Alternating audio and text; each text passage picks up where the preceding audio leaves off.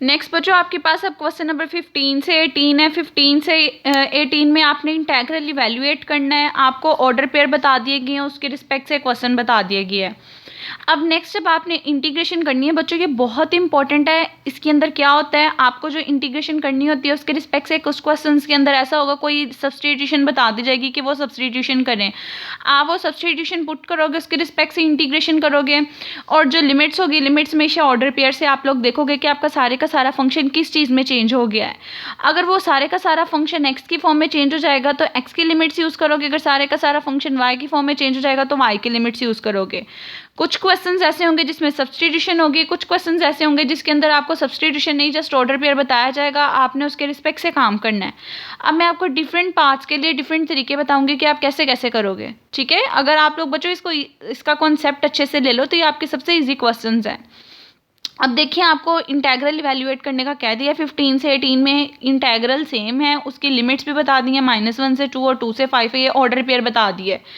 अब इसके रिस्पेक्ट से डिफरेंट पाथ बता दिए, इस पाथ के रिस्पेक्ट से बताएं, दूसरे पाथ के रिस्पेक्ट से बताएं, आपने सबके रिस्पेक्ट से इंटेग्रल कैलकुलेट करना है। क्वेश्चन नंबर 15 में कहा अगर y equals to X plus 3 हो जाए तब इस इंटेग्रल की वैल्यू बताएं। तो देखें, y की वैल्यू दी हुई है, आप सबसे पहले लिखोगे जिस चीज़ की वैल्यू आपने कैलकुलेट करनी है वो चीज़ लिखी। आपने गिवन लिखा y equals to X plus 3 है। अगर देखें आप पूरी की पूरी टर्म में y को सब्सटीट्यूट करोगे तो आपने हर जगह से कोशिश करनी है आपका y रिमूव हो जाए। अब y की जगह तो पुट कर दोगे, dy की वैल्यू भी चाहिए होगी, इसलिए आप इसका डेरिवेटिव लोगे। इसका डेरिवेटिव dy आ जाएगा और ये dx आ जाएगा और 3 का डेरिवेटिव 0 आ जाएगा। अब y की वैल्यू भी मिल गई है, dy की वैल्यू भी मिल गई है। क्वेश्चन के अंदर जहाँ जहाँ y आ रहा है y की जगह उसकी वैल्यू पुट कर दें, जहाँ जहाँ dy आ रहा है वहाँ पे उसकी वैल्यू पुट कर दें। करेंगे तो ये 2x, y की जगह उसकी value, dx plus x, y की जगह x प्लस 3 और dy की जगह उसकी वैल्यू आ गई। अब आप गौर करें, सारे का सारा काम किस फॉर्म में चेंज हो गया है, x की फॉर्म में चेंज हो गया। इसका मतलब लिमिट सब हमने किसकी यूज़ करनी है, x की। x की लिमिट गौर करें -1 से लेकर 2 तक है, तो आप कहोगे लिमिट इसकी -1 से 2 आ जाएगी। अगर सारे का सारा काम y की फॉर्म में चेंज हो जाता तो हमने y की लिमिट्स लगानी थी, ठीक है। अब इस वजह से x की फॉर्म में x की लिमिट्स लगाई, सारी टर्म्स को आपस में dx कॉमन ले लिया, जहाँ जहाँ आ रहा था सिंप्लीफाई किया। सिंप्लीफाई करने के बाद सिंपल इंटीग्रेशन थी, पावर रूल लगना था, और जहाँ पे कांस्टेंट था उसके साथ x आ जाना था। अपर लिमिट पुट की, लोअर लिमिट पुट की, तो एट द एंड बच्चों आपका आंसर जो है यहाँ पे 21 आ जाएगा। बहुत इजी क्वेश्चन है। इसी तरह बच्चों आपका क्वेश्चन नंबर 16 है, एज इट इज़ 15 की तरह, ये आपने खुद करना है। इसके अंदर भी y की वैल्यू दी है, y की वैल्यू लिखोगे, इसका डेरिवेटिव ले लोगे। पूरे के पूरे क्वेश्चन में जहाँ जहाँ y dy आ रहा है वहाँ वहाँ वो वैल्यू पुट करोगे। देखोगे सारे का सारा काम x की फॉर्म में चेंज हो गया, इसका मतलब x की लिमिट्स आएंगी, और x की लिमिट हमें पता है -1 से 2 तक थी, तो x की लिमिट आपने -1 से 2 लगा दी। सिंप्लीफाई किया, इंटीग्रेशन पे पावर रूल लगा, कॉन्स्टेंट के साथ x आ गया, अपर लोअर लिमिट पुट की, तो एट द एंड आपका आंसर आ जाएगा। अब उसके बाद क्वेश्चन नंबर 17 जो है बच्चों, ये थोड़ा डिफरेंट है और ये सबसे इजी क्वेश्चन है। ये पाथ सबसे इजी पाथ होती है कि अगर आपको पॉइंट्स बता दिए जाएं कि -1 से लेकर 2,5 तक जाना है, तो देखिए अब ये 2 जगह पे ब्रेक हो रहा है, यानी कि जब कभी इस तरह ऑर्डर पेयर की फॉर्म में आ जाए तो जितने ऑर्डर पेयर होंगे उतनी पाथ के रिस्पेक्ट से आप कैलकुलेट करोगे। पहले आपको इधर से इधर का लाइन इंटेग्रल कैलकुलेट करना पड़ेगा, फिर आपको इधर से इधर का लाइन इंटेग्रल कैलकुलेट करना पड़ेगा।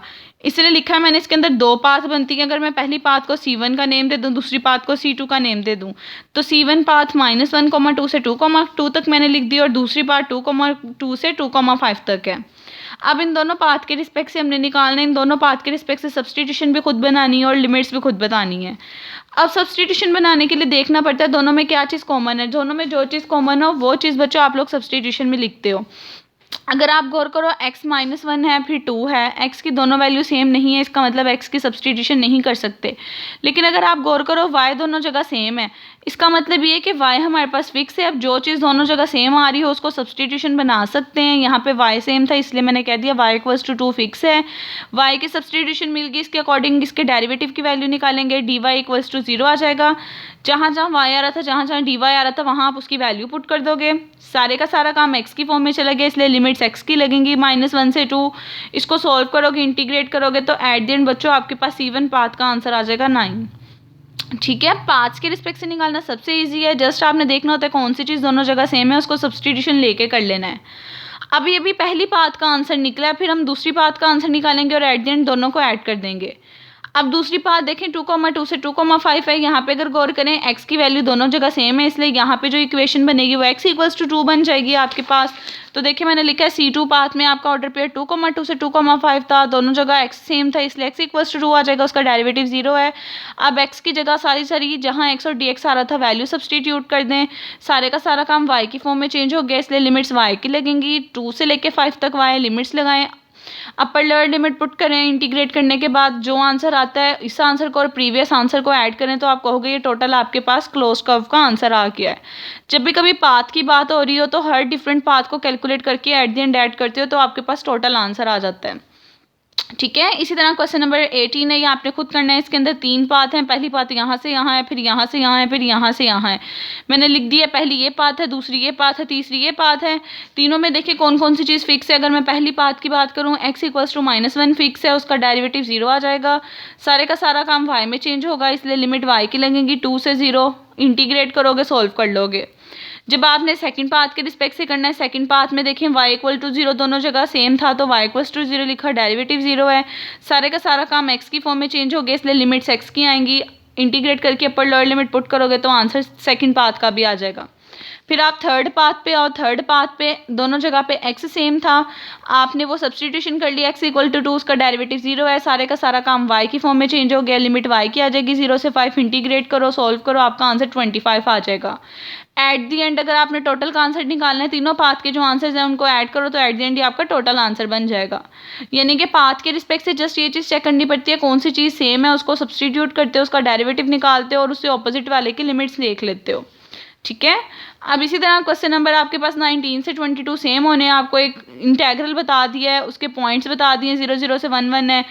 ये बिल्कुल क्वेश्चन नंबर 15 की तरह है, y equals to X square path बताती है, y सब्सटीट्यूशन बता दी, आप उसका डेरिवेटिव लो, जहाँ जहाँ y आ रहा है, जहाँ जहाँ dy आ रहा है, इस इंटेग्रल के अंदर उसकी वैल्यू पुट करो, सारे का सारा काम x की फॉर्म में चेंज हो गया, x की लिमिट 0 से 1 लगाओ, इंटीग्रेट करो, अपर लोअर लिमिट पुट करो, एट द एंड आपका आंसर 1 आ जाएगा। इसी तरह सेम आपके पास क्वेश्चन नंबर 20 है, 20 में भी y equals to X substitution बताई हुई है, जहाँ जहाँ y आ रहा है वहाँ x पुट कर दो, जहाँ जहाँ उसका डेरिवेटिव dy आ रहा है वहाँ dx पुट कर दो, सारे का सारा काम x की फॉर्म में चेंज हो गया, लिमिट्स x की लगेंगी, x की लिमिट 0 से 1 है, लिमिट पुट करो तो एट द एंड बच्चों सोल्व करके आपका आंसर 1 आ जाएगा।